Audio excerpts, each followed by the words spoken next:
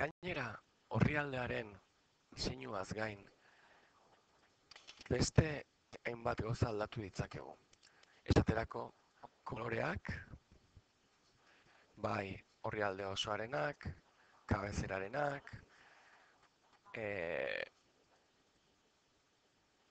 barra lateralarenak eta guztienak. Bi modutela egin daiteke, bat, guk eskuz atalka aldatu edo dauden plantillak erabili horretarako. Demagun bat aukeratzen dugula, bi aldiz sakatu,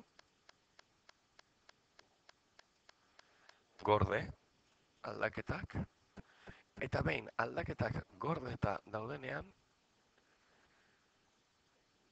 beti aldaketak gorde bat dira, itzuli orrialde nagusira eta plantilla moldatuta izango dugu.